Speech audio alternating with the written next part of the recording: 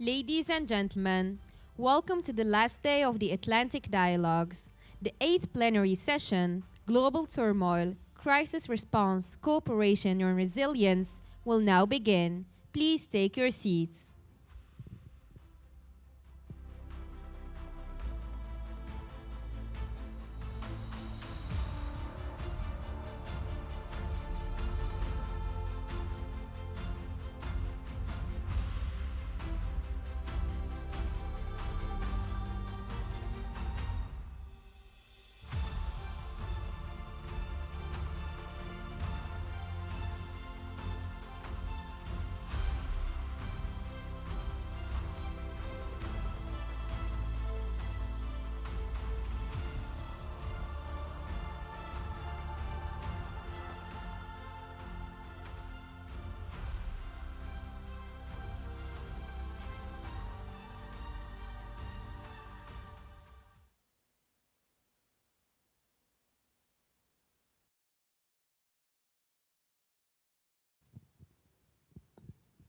Ladies and gentlemen, the 8th plenary session, Global Turmoil, Crisis Response, Cooperation and Resilience Building, will now begin.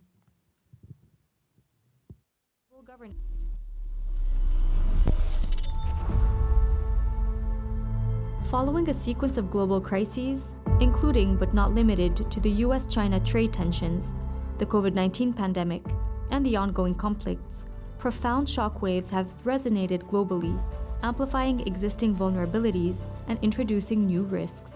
This evolving landscape prompts a critical examination of the multifaceted impact of these crises and their implications for international relations, the global economy, and the collective capacity of nations to address common challenges. Against the backdrop of escalating geopolitical tensions and geo-economic fragmentation, these crises are reshaping diplomatic agendas, straining international cooperation, and posing challenges across a spectrum of pressing issues, from climate change to food insecurity. How can nations strike a balance between national interests and the collective capacity to address common challenges? To what extent is the current pace of reform within multilateral institutions aligned with the urgency of the current challenges? What concrete steps can be suggested to foster a more predictable and less confrontational international environment, particularly in light of the current geopolitical landscape and the ongoing global challenges?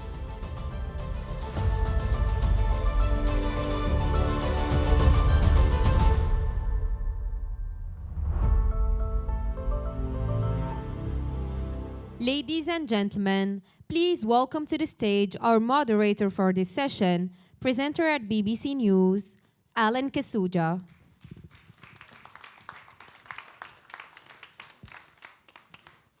This gentleman didn't clap for me. How's everybody today? Mr. Moyo, right? From Zimbabwe. Good to see you, sir. I see Marcus is an expert on Brazil and China. A lot of good people here. Thank you very much. Let's give each other a round of applause.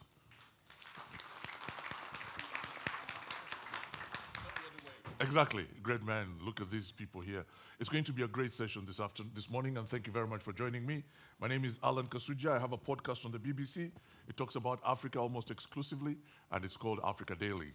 Make sure you download it if you haven't seen it. We have about 800 episodes that cover pretty much everything.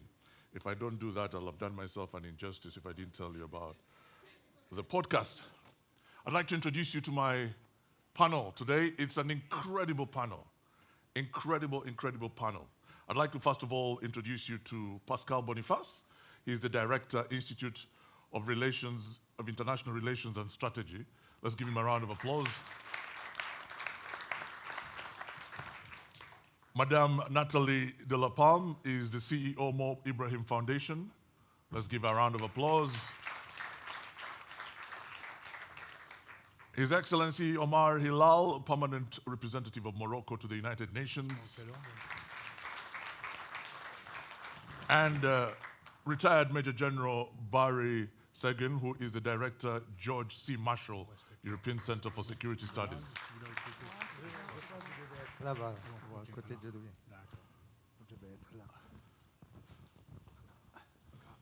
Fantastic. I tend to come to the audience a lot because I know you have ideas.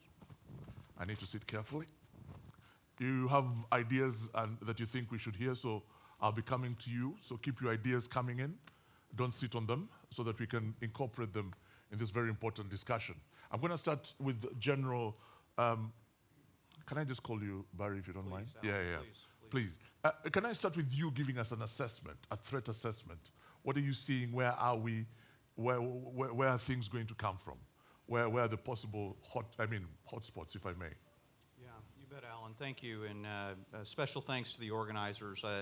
This is, I think, my third time at Atlantic Dialogues, and it just keeps improving year after year, and that's not only because of those who are organizing it, but it's also because of your participation, which has been very rich over the last several days, and I look forward to this last day together. Well, first off, I think we need look no further than conflict returning to Europe. You know, I never thought in my lifetime that I would see the kind of active, hot land war with the kind of atrocities being committed right here in Europe. I think there's great risk, depending on outcome, and hopefully it's a negotiated outcome, but as already mentioned, we're nowhere near that place yet when it comes to Russia's brutal invasion of Ukraine and the continued violence there.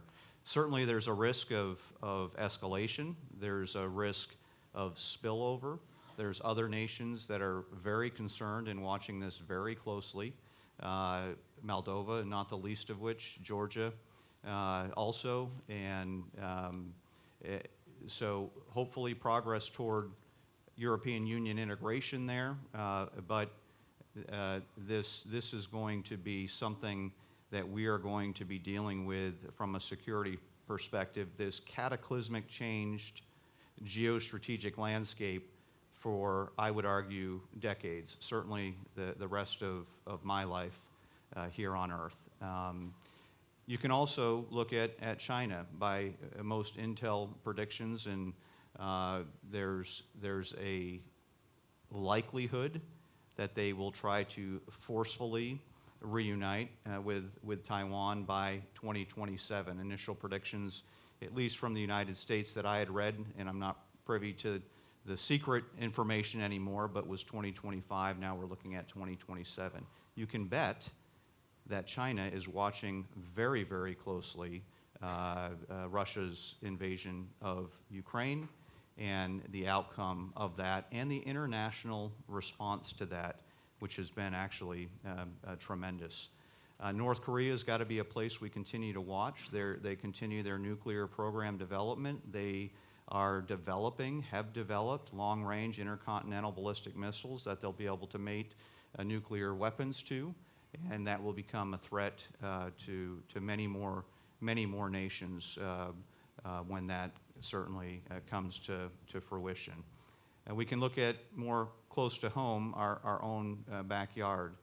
Increased violence in Central America and Mexico, political unrest and turmoil, climate change that's driving migration. So this mass migration from south to north, Central America, Mexico, and beyond, movement into the United States, and you can assess the same with some of the same challenges right here between Africa and Europe, and challenges will remain between perceptions of how the Europeans are treating migration, for example, from Ukraine, vice migration from the global south. Is that a discussion, really? It's pretty obvious, is it not? How? What's that, Alan? Is it a discussion about the treatment? It speaks for itself. It's pretty obvious that Africans are not welcome in Europe. And it's pretty obvious. It's pretty obvious, right? Yeah. That's very interesting. And General, I'm going to come back to you to continue that threat assessment. But Ambassador, I'm wondering about what you're talking about at the United Nations. What are you prioritizing? What are you hearing? What are you seeing in the corridors of the United Nations?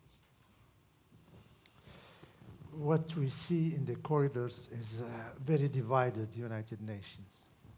Dysfunctional? Not dysfunction, because the United Nations is the reflection of its members.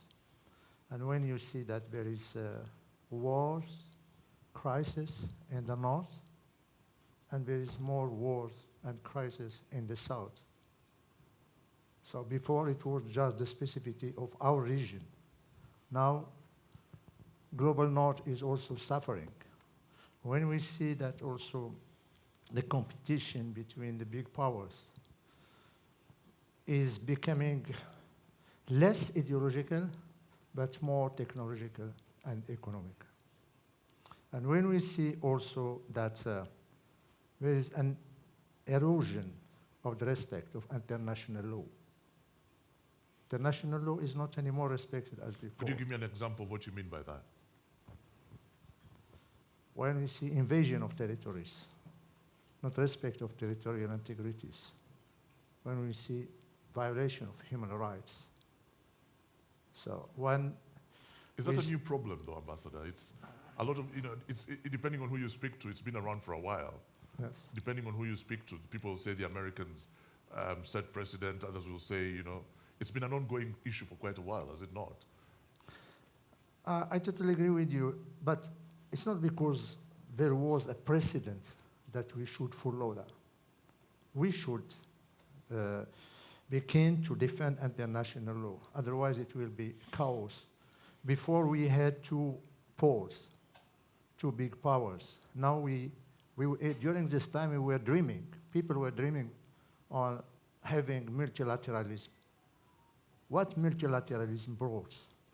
Chaos, disorder, weakness of states. Multipolarities is not solution. Multipolarities is just reducing big power in small powers, and it's paralyzing the international institutions because there is no more space for compromise, no more space for negotiations.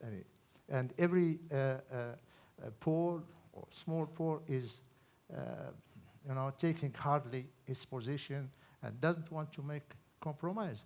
And we see also that multipolarism is bringing in new actors. When you see a small state like North Korea is playing a bigger role in the peace and security. And is that a good thing or a bad thing? No, it's a bad thing. It should not happen. When you see that Iran is playing a bigger role in Ukraine with its drones, when you see that we have more and more not NGOs, but terrorist groups, transnational crimes, and also the GAFA also are playing a role in the international relationship and in geopolitics. We have new actors that are complicating the role of states in the United Nations. Right. I'll come back to you about whether or not, or what sort of changes. It's an old conversation, but it's one that is worth repeating about the changes that need to happen at the United Nations and whether they are actually happening and whether the United Nations is fit for purpose as it's currently structured. But I just want to hear from you, Natalie, about what you see in Africa, because your foundation works mostly on the continent. Are you seeing similar interests to the rest of the world? Are the interests aligned? Are they the same interests?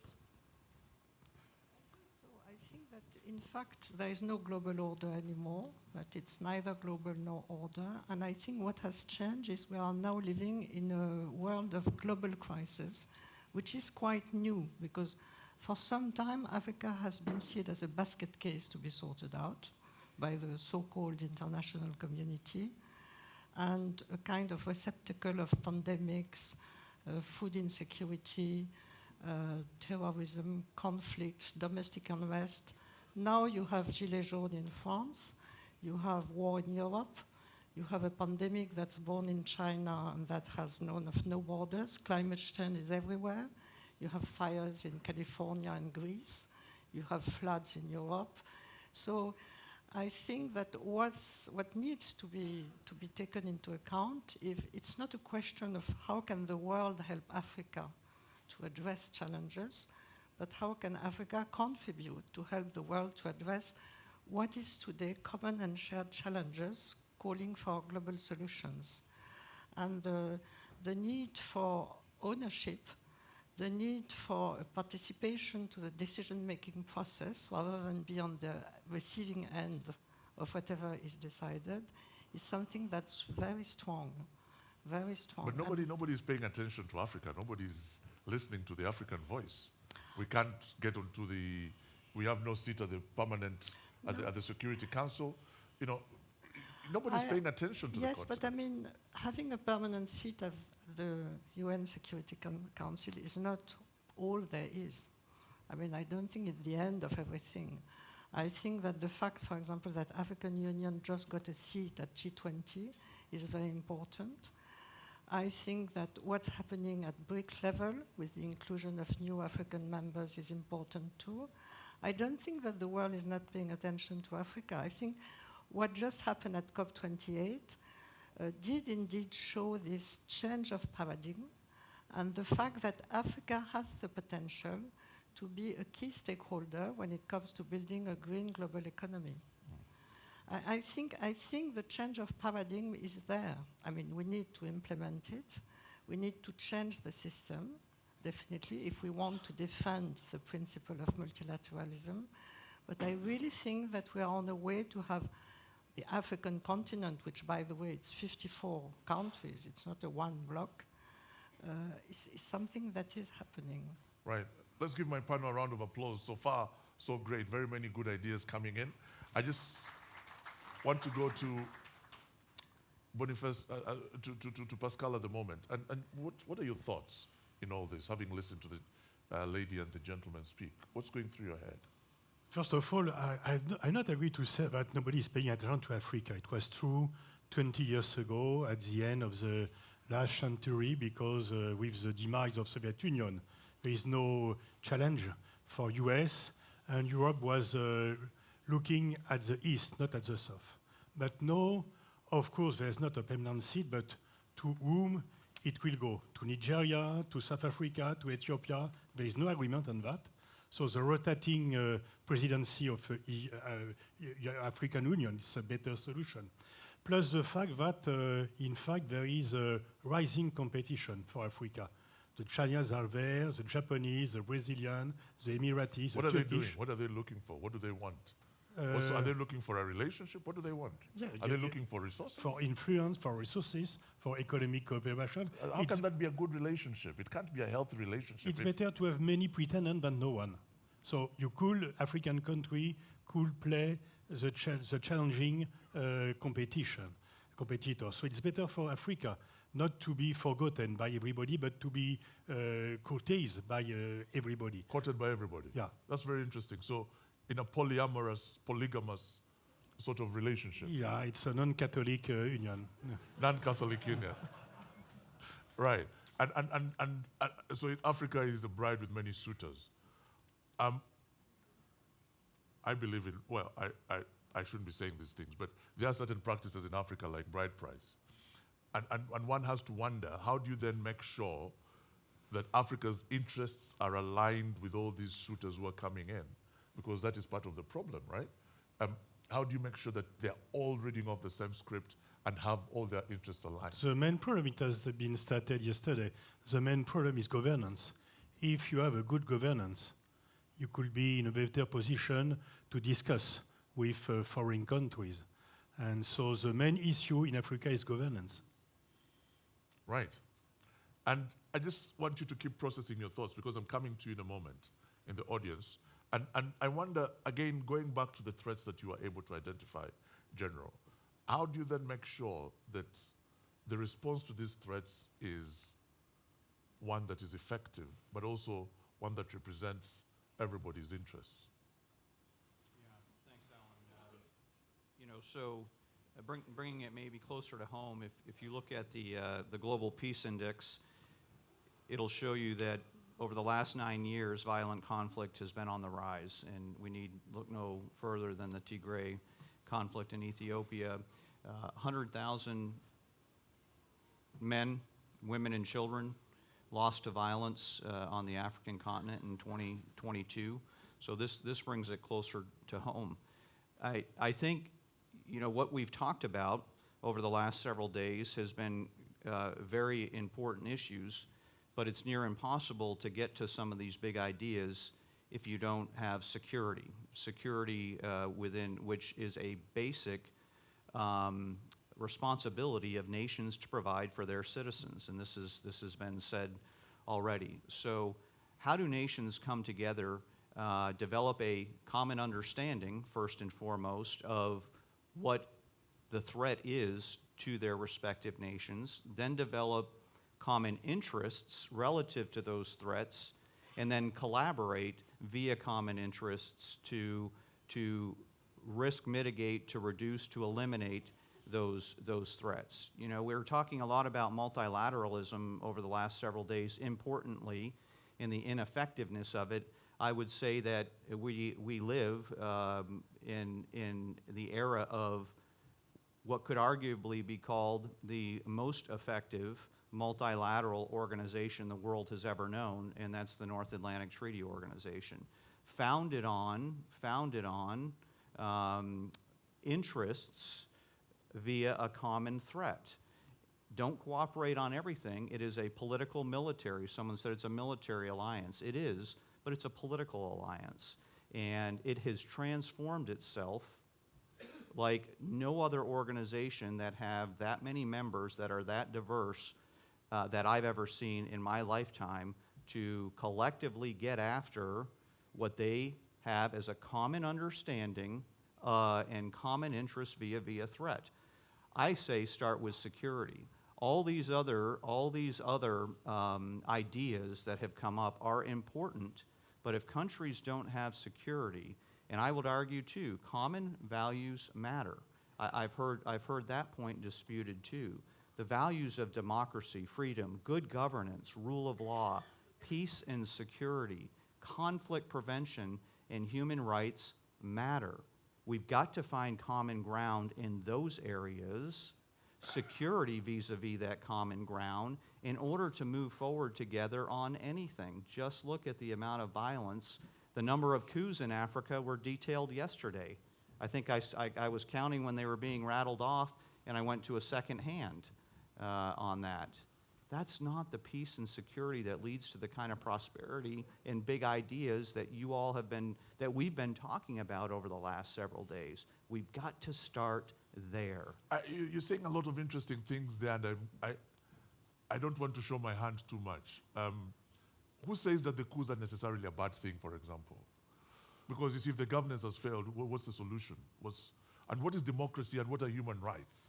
Because these are things that are, you know, what are values and whose values take precedence over, where are these values coming from? What's the value system? What does that look like? Natalie, you want to say something and then I'll come to you. Yes. In fact, we have a lot of coup d'etat in Western Africa, but it's not a coup against democracies because it was not real democracies before. And I don't think that Gabon was a true democracy before the coup. So do you agree with what happened in Gabon or not? I don't agree or disagree, but it's not... Isn't this part of the problem, that people just don't state what is... You either agree or you don't agree. It's either... I just witnessed that we had not before democracy. And when you see it's a kind of stupefaction for many people, you have people applauding coup d'etat. Before, when you have a coup d'etat, people are demonstrating against the coup. And now, in Mali, in Gabon, and even in Niger, the people were agree with the coup d'etat because they don't feel represented by a false election, by a kleptocracies. And so I don't think that this new government will bring prosperity to these people, but they will try something different. So Pascal, I'm going to throw a curveball into this discussion and suggest that the coup d'etats might actually be an indication of some sort of political maturity within these militaries, where they're basically saying, you know, the government isn't working, the state is dysfunctional, the government isn't representing, so we are sensitive to the will of the people, we are hearing what people are saying, and so we're intervening. And how can that be necessarily a bad thing?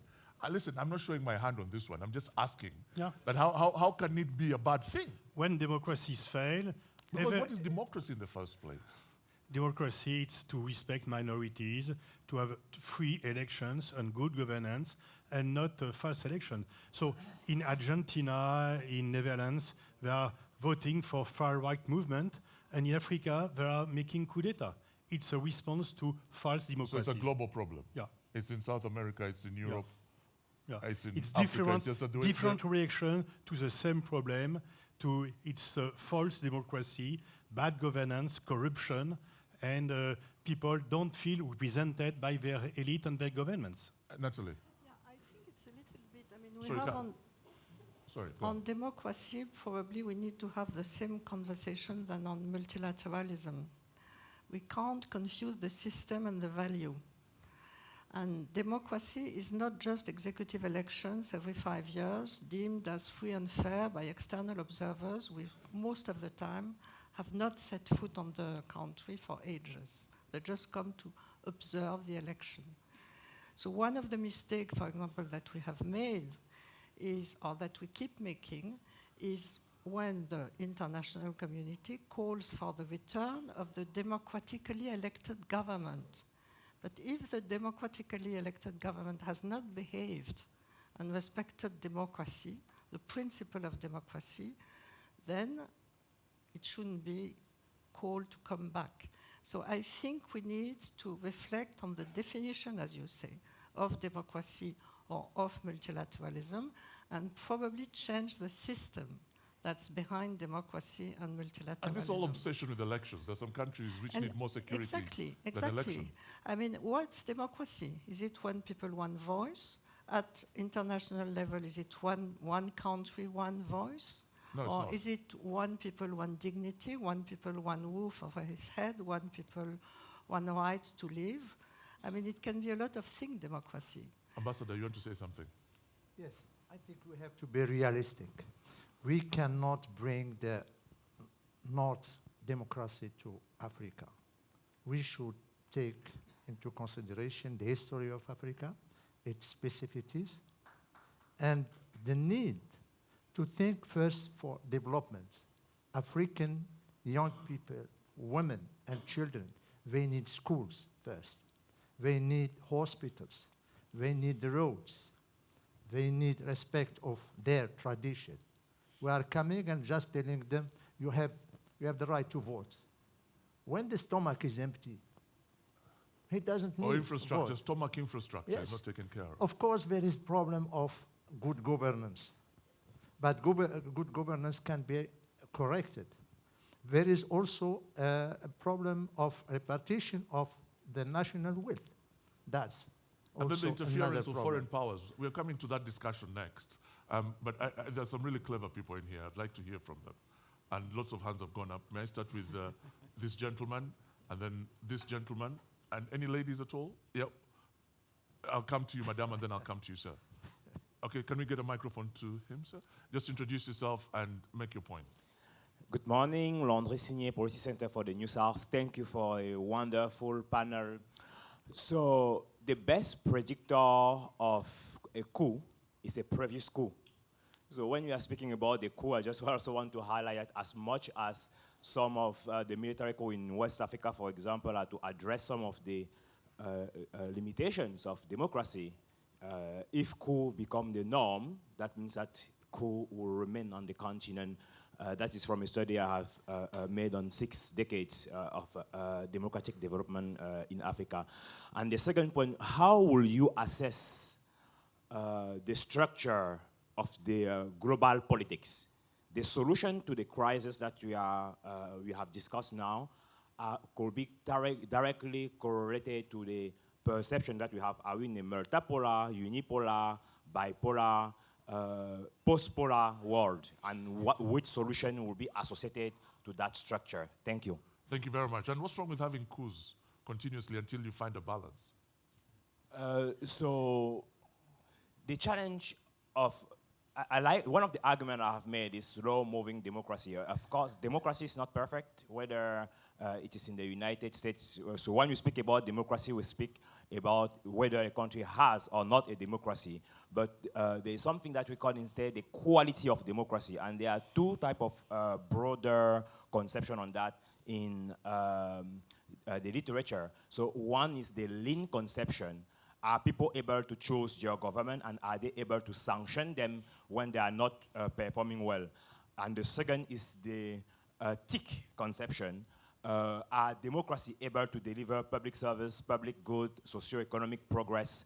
And quite often, especially in Africa, people are disappointed because even even democratically elected leaders are not able to deliver on public services, on public good, including the most basic one, such as security and territorial integrity. Thank you. Professor. And then let's talk to Professor Marcus here, and then Mr. Moyo, and then to you, sir, and then Madame.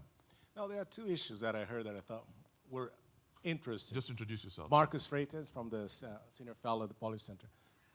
First of all, I think, it's one of the first times I hear that multipolarity is not a good thing in the world and the United Nations. I think we need to change that because the phase in which we have two sides to choose, I think, should be over. And I think that's the greatest thing that's one of the achievements that we finally managed. So I think it's a little strange to hear that. Second thing, about values, when we have, I think when you mention values, I think you should always think about the day after any of the actions that you have taken. If I look into Libya, Iraq, Afghanistan, I can go on the list of, where these values never really happened. The day after was a disgrace for the countries, and that has been a major cause of instability. So perhaps it's time for you to start taking care of your backyard and appealing to multipolarity as the best way to solve the problems of the world. All right, thank you. Thank you. And then Mr. Moyo after you, sir. Briefly, Mr. Moyo, and then I'll go to the lady and come to you. So Ettore Greco, Institute of International Affairs in Italy. Obviously, the global strategic landscape will be heavily shaped by the evolving relationship between China and US. So I have a question for the General. You mentioned in passing your threat assessment, this big issue. There has been a relatively positive development recently, the resumption of contacts and dialogue between the two the military experts of the two sides about risk reduction. That's a real issue in Asia in particular. So do you see real prospect that those contacts can bring positive results? Thank you very briefly, sir. And then I'd like Madame to speak over there. Thank you. I'm going to use an analogy, and I hope it will be clear what I'm getting at. So in a typical family, and ladies, please excuse me for being gender incorrect, but in a typical family across the globe, people tend to say the man is the head of the family. Now, if the man, the head of the family, does not exhibit the correct behavior for the children to almost like subconsciously copy and model their own characteristics in terms of what they aspire to. How do you correct that? And I use this analogy because I think our problem in terms of getting the world to work, in some respects, emanates from bad leadership of the big people. And how do we correct that? Okay. If the big guys are not showing the example of what needs to be done, how do you correct the behavior of the children? Okay. Thank you very much. Let me speak to you, Madame, and then the lady there. Yes, thank you. Just Halim introduce Al-Jundi yourself. from Morocco. My question is to Mr. Ambassador. Isn't multilateralism the answer to an authoritarian world order, as you said, in which international law is proven not to be respected and where decision is concentrated in the hands of few, be it Washington, London, or Moscow, and that the idea of a new South is the ability of old colonies and smaller nations to break through and have a say? Thank you. Okay, we'll come back to the audience shortly. I thank you for putting your hands up. I've noted. But I just want to come back to my panel. Who wants to, yeah, you can give them a round of applause.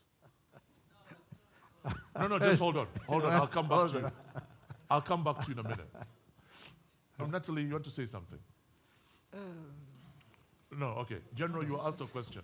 No, maybe, actually, yes. I want to rebound on several points that my colleagues have said. I don't think security should be the leading... You don't think? ...of everything. No, because, security, it's fine for people who are already developed. But for developing world, development must come first. And I would also want to say that you can't have but one... Can you have security without... You cannot have one without the other. You need security to have development. You need development to have security. And I think this is another point that we need to learn. It's crises are interactive today. We can't treat them in silos. Climate on one side, conflict on another, development on another, because this is not going to work. And I think it's exactly the same thing when we try to, as you said, Your Excellency, we try to build compromise between countries. I think we are changing world and we need to build deals rather than just compromise. And we need to build deals at with a multi-stakeholder approach to include in the decision-making process all the stakeholders that are going to implement the decisions to be made. Because otherwise it's not going to work. So I just wanted to react Okay, on Barry, this what do you want to point. say? Barry, you have some questions to respond to. Yeah, so maybe to Natalie first. I disagree somewhat. I think if you there are so many examples. I had dinner the other night with a private equity investor, and we were talking a lot about this. And his point in terms of where he's directing the private equity that he has purview over is that he's not willing to invest in a place where it lacks security, there's ongoing violence, there's no interrelationship, which there should be, between good governance and rule of law that helps to ensure that what he invests will have a return on investment in what his company invests. And so without security, a lot of the other things that have been discussed are not going to be made available, whether privately or otherwise, because people aren't willing to take the risk when there is insecurity.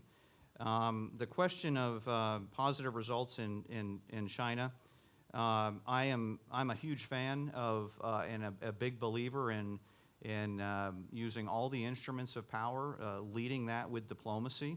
And so we've got to be talking, we've got to be in dialogue, diplomacy, information, big M for military and E for economic. And I think it can be met with limited success. I think dealing with China is much different than dealing with Russia. I challenge the audience or the participants here to give me an example of Mr. Putin ever responding positively to diplomacy or economic efforts or information efforts other than his own use and Russia's use of mis and disinformation. And so China does operate via mis and disinformation, but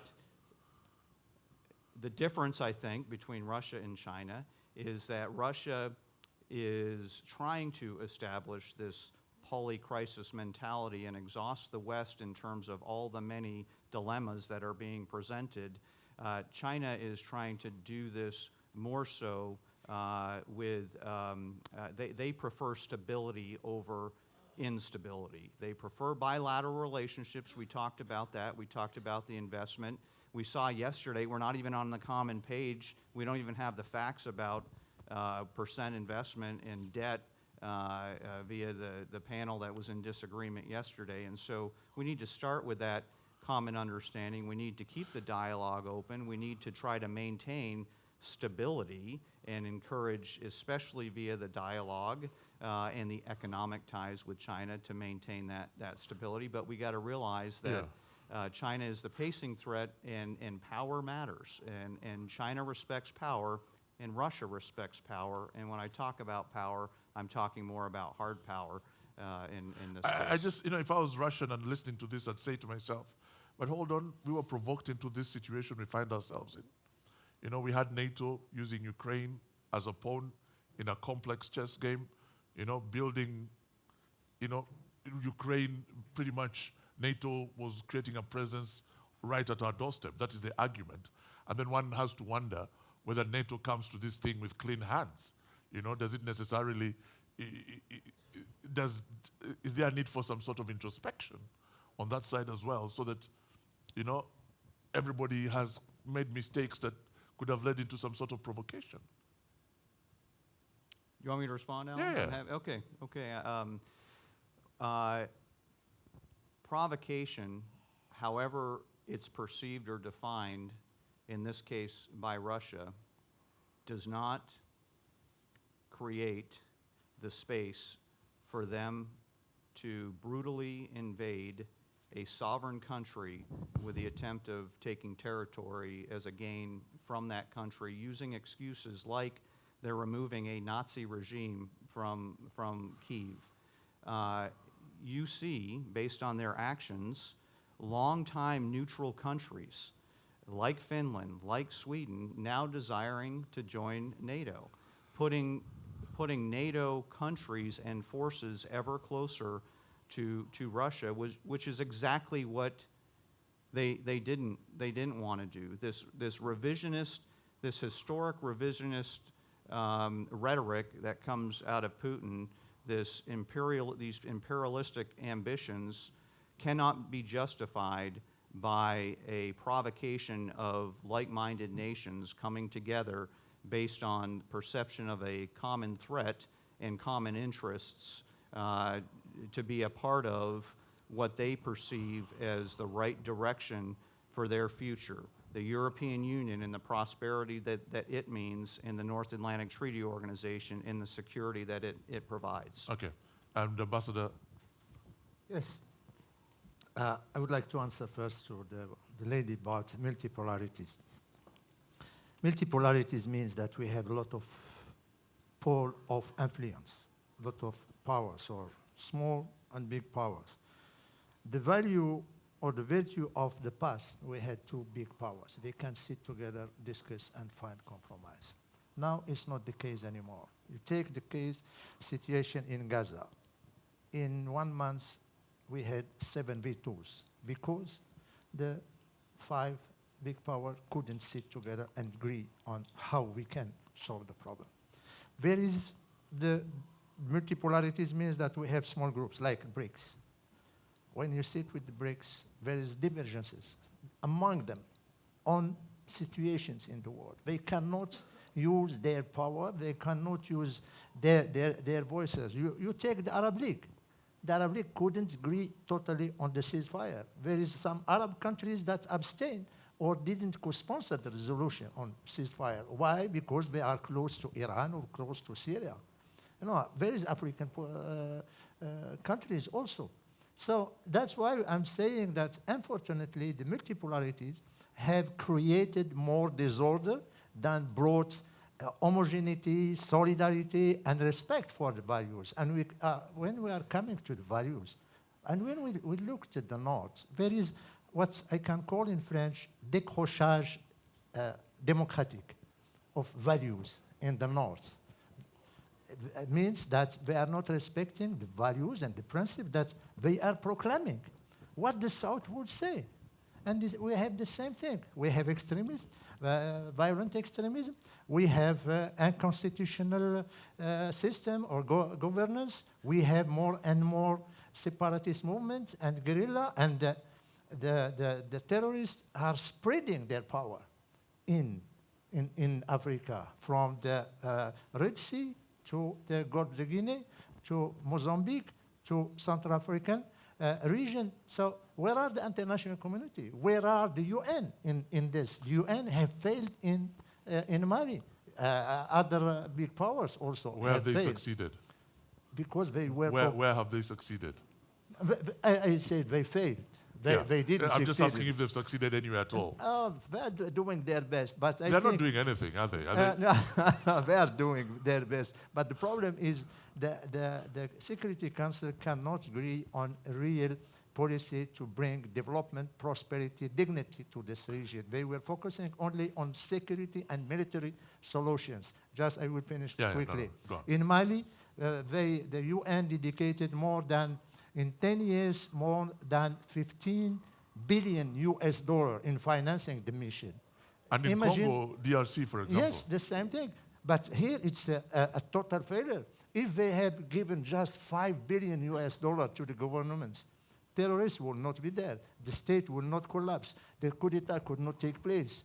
You see, that's the vision. Why did they why did they do that? I'm curious. Why that's a perfectly simple solution. Why did they do that? They do that because they were thinking about their own, the North was thinking first about its own security. Okay, so we are coming next to a discussion about whether or not the multilateral institutions are working, because I'm really curious about that. And and what do you want to say in relation to the ongoing discussion before we come back to the multilateral institutions? Why we are in trouble? Why this turmoil? Because we are poorly managed the end of the Cold War. And that's some things to see with unipolarity. Because we have betrayed Gorbachev. Gorbachev wanted to build a new world order, and US in this time refusing to help him in a G7 summit in London with UK, contrary to what Mitterrand and Kohl want to make. They prefer to win the Cold War than to build a new world order. And that's something to see with unipolarity. Unipolarity leads to hegemony. And when you have a country want to be hegemonic, you have war. That's the main problem. Regarding the values, the problems are not the values. The problem is the double standard. We have made a lot of mistakes with Russia. The Kosovo War, the extension of NATO, the deployment of missile defense, none of them allows Russia to make a war. So we could say in the same times that the Western world have made mistakes with Russia, but none of them allow Moscow to make a war. But is it just Russia? Is it just Russia, though? It's even in Africa. Yeah, but not having said that, I don't understand why we have sanctioned Russia for annexing Crimea and done nothing for the annexion of East Jerusalem, for example. So the main problem is double standard. If we are saying that... or the general can talk about the invasion of Ukraine, but not America going into Iraq. Yeah, and we on the basis and to the Gaza war. So if you are criticizing to bomb civilian population in Ukraine, we must do the same for Gaza. And for the time being, you have a difference between the West and the rest, because the West is not coherent.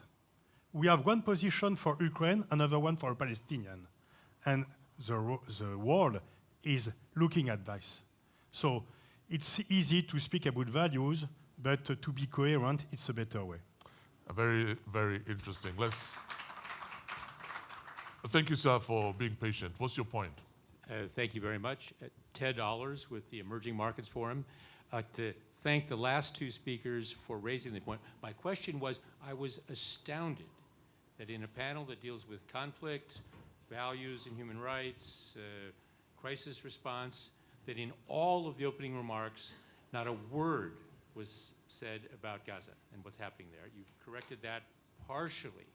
But so my question is, don't you think if we don't talk more about that, that a big part of the world and perhaps some participants will think we're either hypocrites or living on a different planet?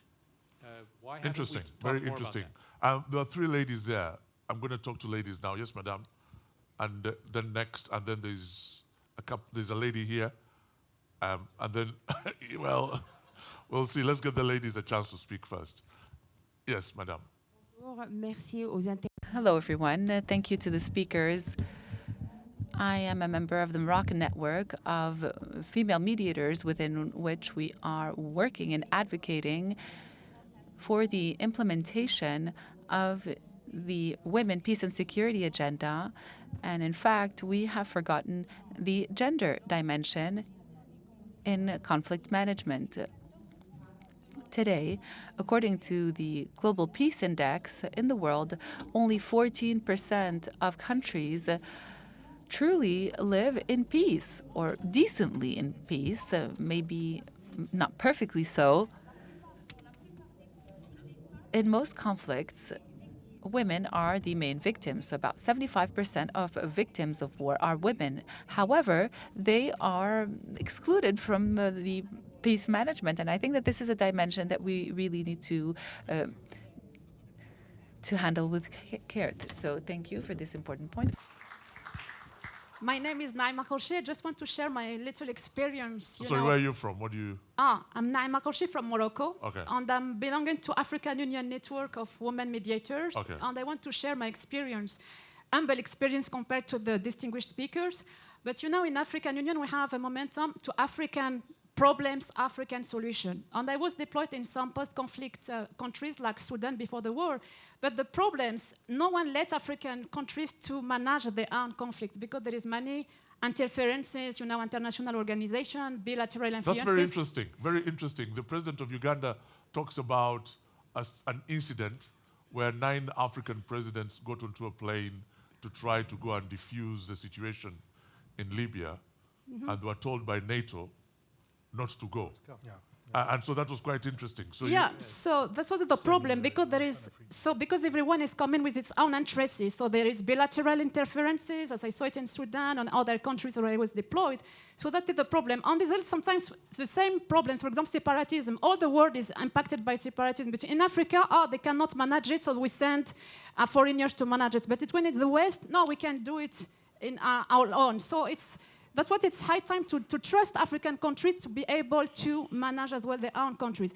And as well, because I am a gender expert on women, peace and security experts, it's time as well to advocate for more women in key decision. If we're more women, maybe we will have less crisis. that is a fact. If we had women running the world, it's unlikely we'd be at war. Madame, what are you saying?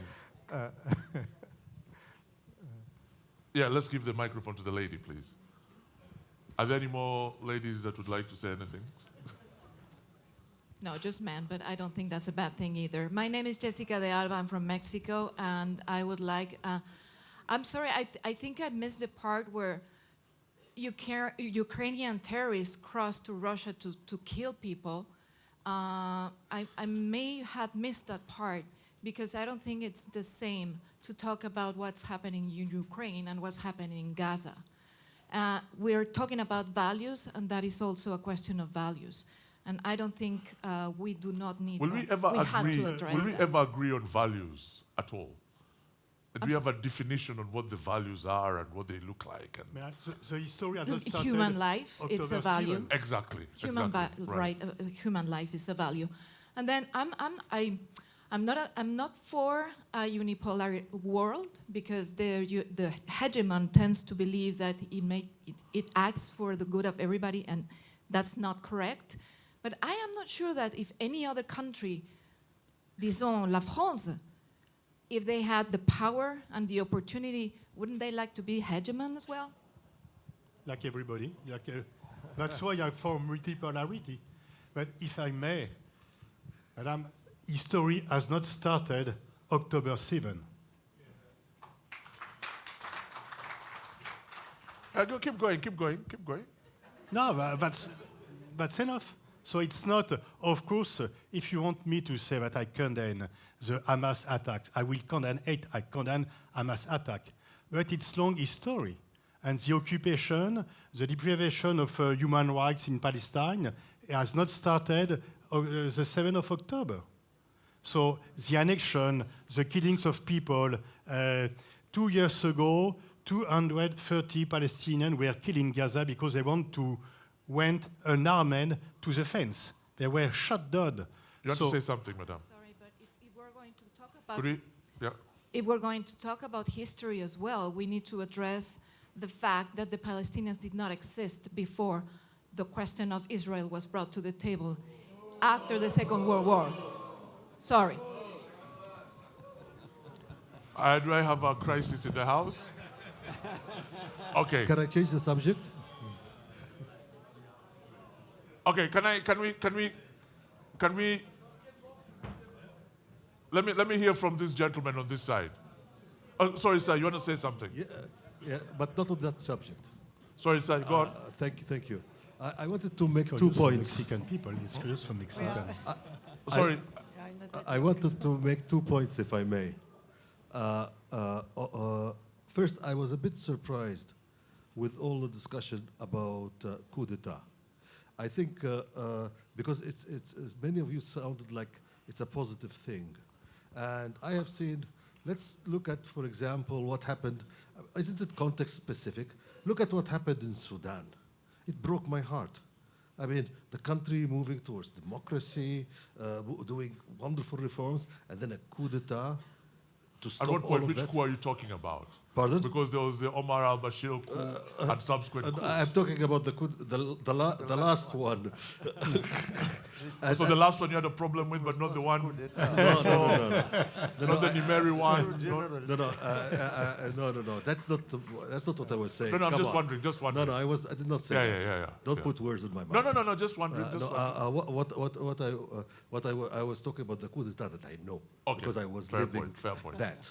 Fair point. And I saw how that destroyed a movement towards reform, towards stopped a youth movement for liberty, for democracy, and you see, and then that led into a civil war, and you see what is happening in Sudan now. So that cannot be a good thing.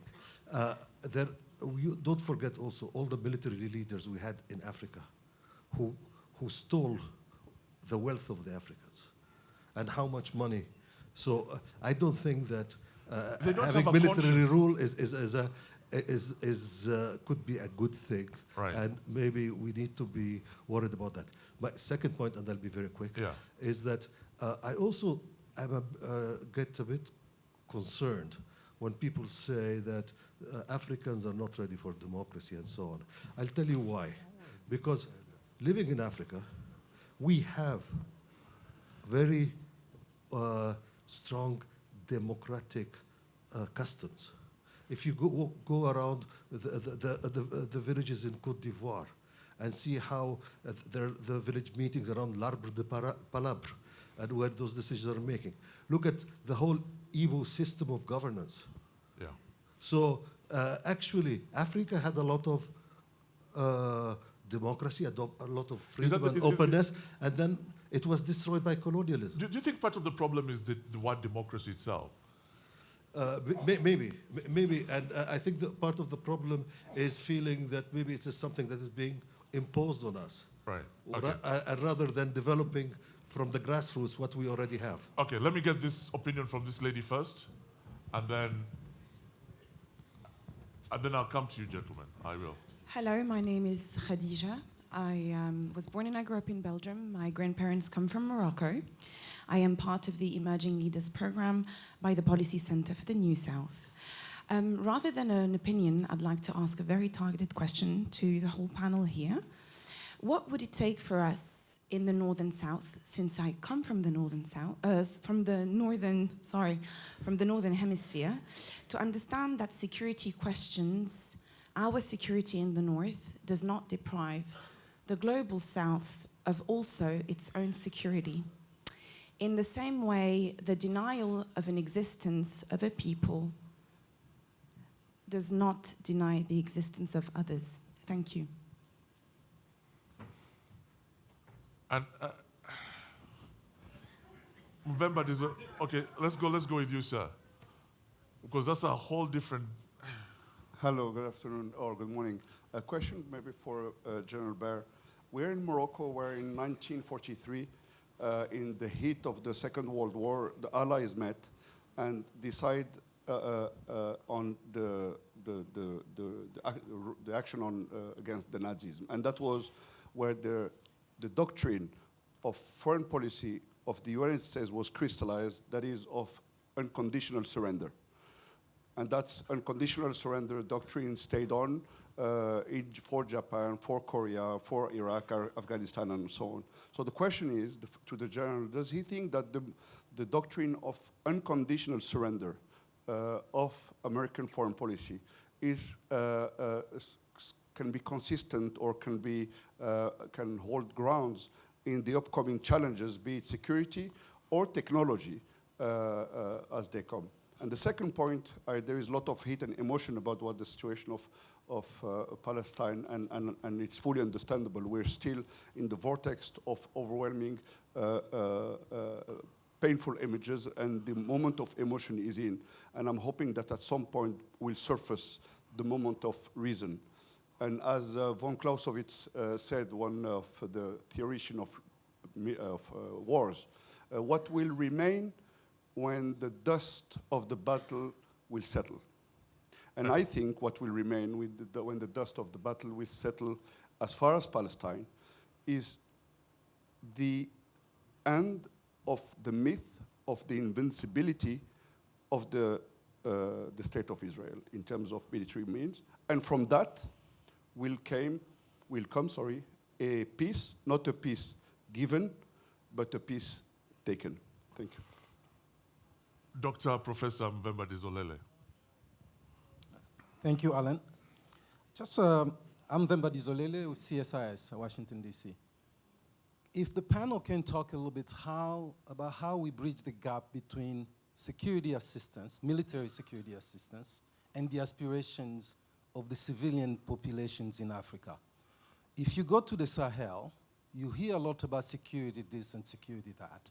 And it's the security of Fortress Europe and the security of the United States looking for monsters under the bed. Yet, when there's a coup or there's a failure, we attribute that to the Africans. So how do we address a system whereby we behave that by giving a lot of training deep inside every Malian officer, Burkinabe officer, there's a French officer, an American officer waiting to come out, when in reality, the very DNA of defense and security institutions remain colonial.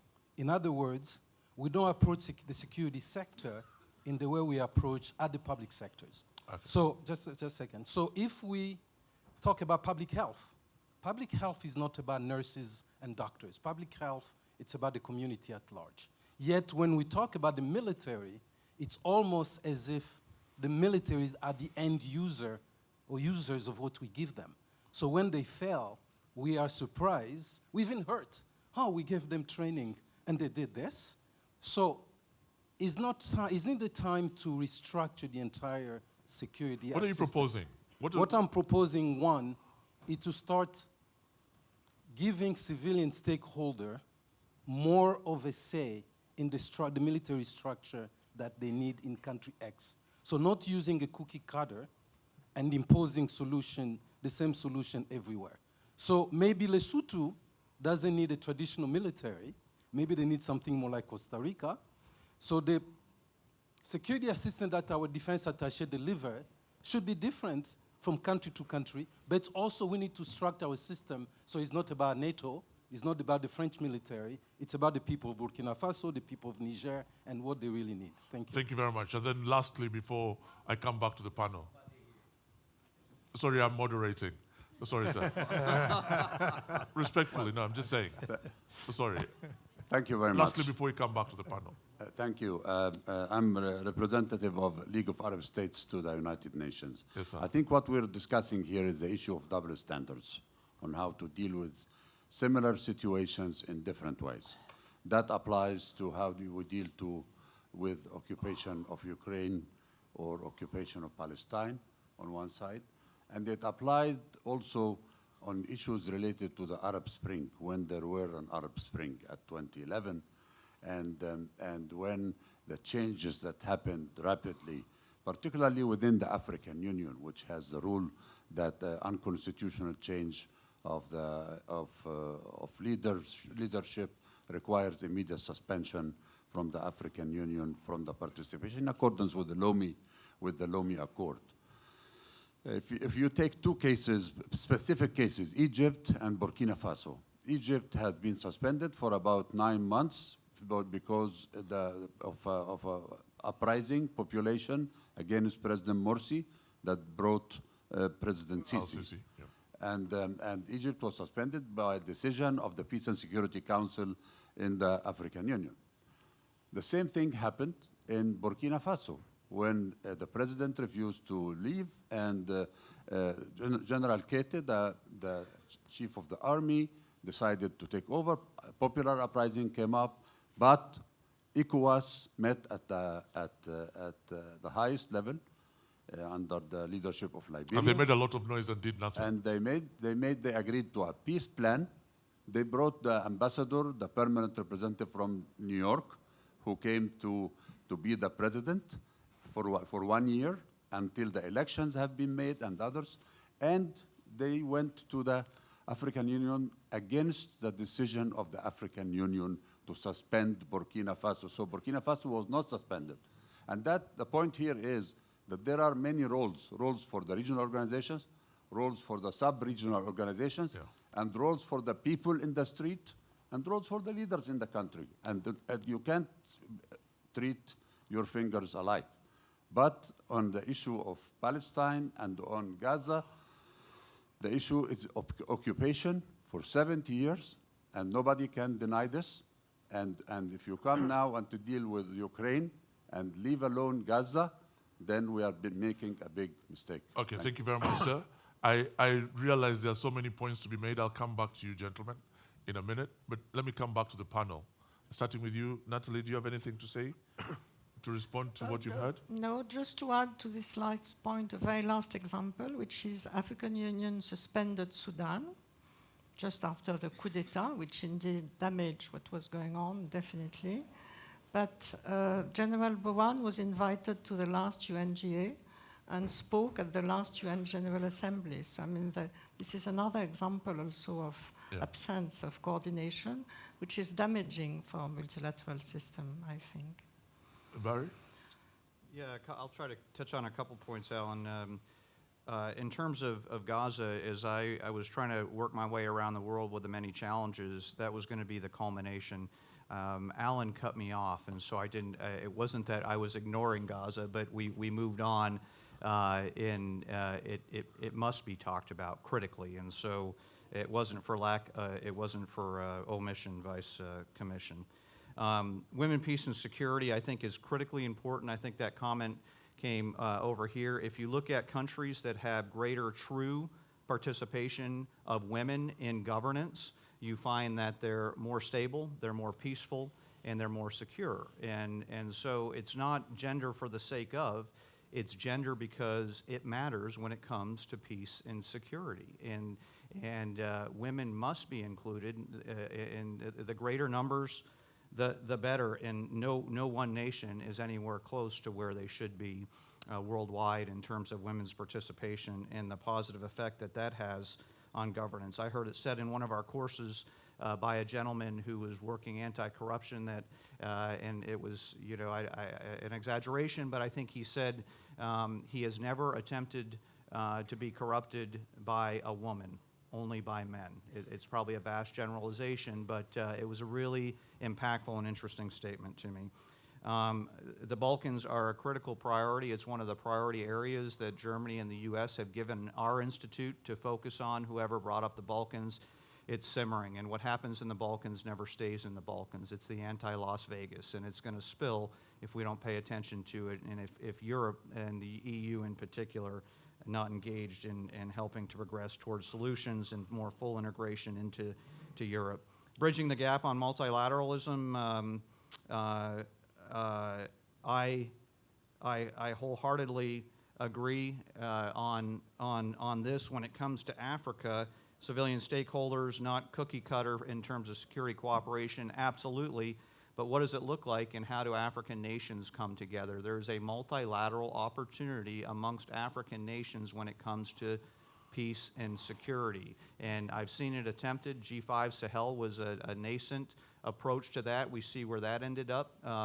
But this has got to be, the governments have the responsibility and authority. They need to be holding each other accountable, whether it be via partnership or alliances. I don't think we'll get to an alliance in the sense of North Atlantic Treaty Organization alliance, but it's important, and the nations have the opportunity to come together to provide greater collective peace and security regionally and beyond. So, and then lastly, to the Casablanca 1943 doctrine of foreign policy in terms of unconditional surrender, I would ask, you know, how did that work out for us in Korea? How did that work out for us in Vietnam? So, and what is the desired end state, right? So it worked out in Europe, it worked out with Japan, and I wouldn't say that it's been the prevailing foreign policy since. I think that changed with Korea, I think that changed with Vietnam, and I think it changed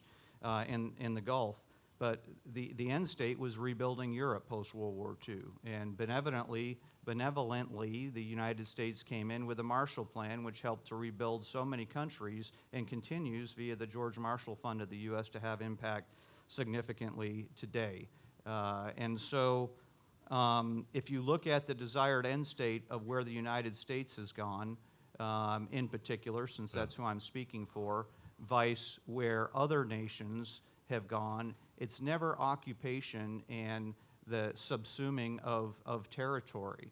It's attempting to assist countries to get to a place based on common values, and I know there's a lot of debate on that, where the governance of, by, and for the people is a functioning governance providing services to those. We can't use the same template for everybody. Afghanistan's a great example. We go in and we try to apply a centralized government template. No one outside of Kabul could care less what was going on within the governance that was occurring in Kabul, and we're feeding money potentially into a corrupt government. So we don't get it right. Okay. But I don't see people, last point, I don't see people en masse immigrating to China and immigrating to Russia. And so as challenging as some of our interventions have been in the past, it's been with largely altruistic end state desires to help the people of those countries and to establish governments that are providing the good governance and rule of law needed by the populations. And that's why you see people flocking to Europe. That's why you see people flocking to the United States. I'd like to know how many refugees have flocked to Russia since Ukraine and their brutal invasion of Ukraine. Right. Ambassador. Thank you very much. First of all, and I'd also like you to the multilateral institutions question briefly as well, to address it in the course of this. I will. But to our colleague who posed the question on Gaza, I just want to say, first of all, that our hearts are bleeding for what's going on Gaza. Second, His Majesty the King was calling for decades for the negotiation, political negotiation, resuming of talks between Israelis and Palestinians, and calling for the respect of the self-determination and the independence of Palestinian states, and the respect also for East Jerusalem as its capital. Unfortunately, here also the multipolarities didn't succeed. Where is the quartet? Quartet is not meeting. United States, Europe, Russia, and the UN. They are not there. And I believe that what's happening in Gaza, it's the failure of the whole international community. It's the failure of the United Nations. So it's not as just I will. Does that answer the question about multilateral institutions? I'm coming to that. The international institution, you mean UN? Well, you know, are they working the way they should? UN and others. In the UN, as far as the Security Council does not reflect the physiognomy of the 21st century, it will not work well. Okay. It will be maintained paralyzed. There is no the enlargement, the reform of the Security Council is like we are discussing that since decades. It's what the French say, it's un serpent de mer. Right. We cannot fight it. And the reform of the Security Council pose who will be member. Because we are just talking about the reform, but we are not thinking about members who can be admitted. And I recall what maybe the African Union, like they did with the G20. African Union, they want 2 permanent seats and 5 permanent non-seats. But everybody is, imagining 2 countries. But we have to agree on criteria for selection, because some countries have already presented themselves to be members. Who decide for that? The African Union have to decide, but before that, we need to discuss about criteria to meet, to respect, to become candidates before that. And just I want to add one thing to that. We had discussion with the P5 separately. Yeah. And 2 of the P5, they said for Africans, you will never agree on your candidates first. You will never have, we will never give you the veto. And even the members that you will select, we have to say yes. Otherwise, we will veto the members who are proposed by the African Union. So you see, it's almost problematic, an issue that may be, for the time being, I don't think that it will happen nor this year, neither in the next decade, unless if there is a real improvement of the geopolitics and more discussion between big powers. Thank you very much, sir. And then let me come to you and ask you a challenging question. Thank you. What are the practical steps moving forward? What do we see as the practical steps to foster that enhanced cooperation so that we have reduced confrontation? One of the main challenges is to not to widen the gap between the West and the rest. The West has the monopoly of power for 5 centuries. It's over now. We have to realize that. And the problem is not our values. The problem is that we have a selective application of the values. And I think that we make no mistake. The rest are not criticizing US or Western values, but the selective application. And we have to be coherent and not to make double standards. Very interesting. Yes, sir. Could we have a microphone at the front, please? Thank you for giving me the floor. I want to comment very briefly. Yes, sir. The first point. Sorry, what's your name, and could you just? Yes, I am in between. Between South Africa and the United States of America as ambassador of Morocco to the US. Yes, sir. Okay, so the first point is that you said it wasn't a discussion, but nobody is giving attention to Africa. This is not true. Everybody is giving attention to Africa. I give you some examples. Summit, Russia, Africa. India, Africa. Turkey, Africa. Europe, Africa. TICA, Japan, Africa. Every year summit. Why? Because they see us, very frankly, I was serving 5 years in South Africa as a potential market, one. And there is a big competition, and we have to have this in mind. The second idea, we want to work with our partners. We need to benefit from their experience, but we have our own priorities.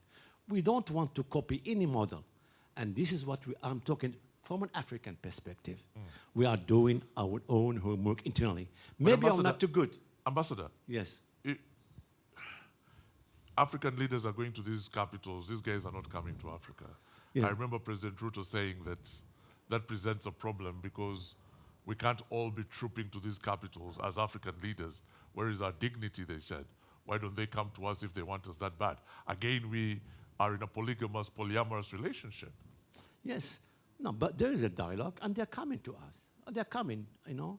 Every head of states are coming to visit Africa because we are a potential economy, raw materials, and investment, and others. Of course, we don't want, I said, to copy any other model. Yeah. We need to do our own homework. We need, maybe you are not so good, but listen, other examples, European Union, it took a long time to build up a coherent. What we want, in fact, is to build up a prosperous and ambitious Africa. And these elements, these two elements, security is important, of course. Economic development is important. We have to walk on our two legs, not to fall down. So this is this strategy, and this is exactly the vision that has been drawn by His Majesty King Mohammed VI lately by this proposal of the corridor in the Atlantic. Thank you. Let's give him a round of applause. Unfortunately, we've run out of time. I was told off yesterday for one follow-up. I'm going to give that gentleman 14 seconds, and you can have 10 seconds. Yeah.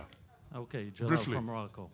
I think that we all agreed, finally, that however we define those values, there are double standards, and there is injustice, and the West failed once and again to impose their notion of democracy.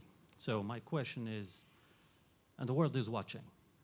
What's happening in Gaza is an example. My question is, what can the West do to reestablish some confidence and trust in their ability to help us live together in peace? Thank you. Okay, I'm going to, then very briefly, very briefly, literally 14 seconds because I've run out of time. I really have. I'm beginning to. Just a comment on your comment, Mr. Moderator. Yeah.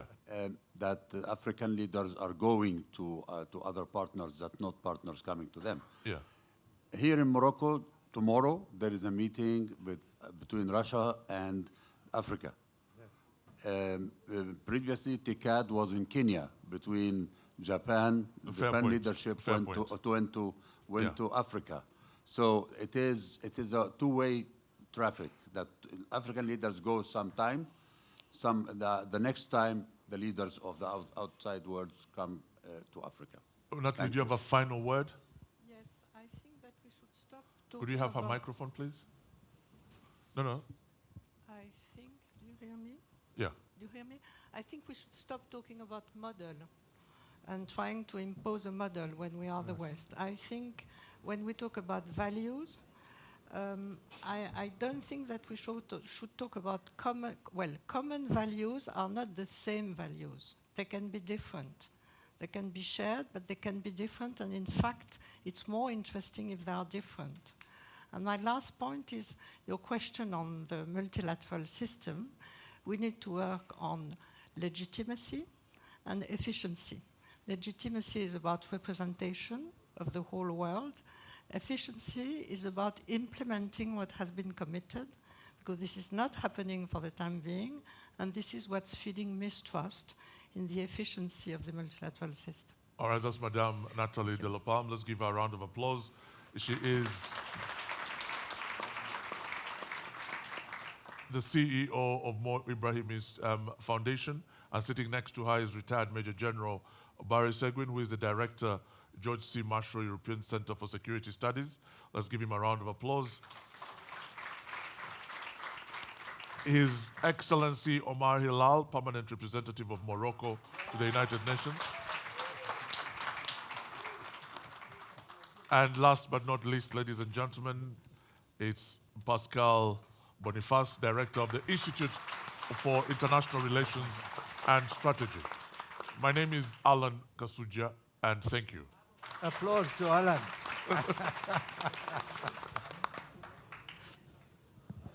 Ladies and gentlemen, The we Policy invite you Center to a for the coffee New South break is in the Grand organizing the Foyer. 12th edition We will of the reconvene Atlantic in this Dialogues ballroom Conference, at its annual 11:45. high-level gathering of influential public and private sector leaders from around the Atlantic Basin for open, candid, and informal discussions on cross-regional and cross-sectoral issues. Over 400 high-level participants will gather from more than 80 countries to delve into this year's theme, a more assertive Atlantic, its meaning for the world. Same as every edition, the conference will allow for different session formats. Over 10 plenary sessions and 3 AD talks will be on the record, available for streaming on the Policy Center's website. 2 night owl sessions and over 15 thematic breakout dinners will be held in more intimate settings around the city of Marrakesh for off-the-record, frank, and uninhibited discussions. South-South cooperation, the future of multilateralism, international financial architecture, economic nationalism, democracy in crisis, technology for sustainable transition, BRICS and NATO enlargements, global governance, and education.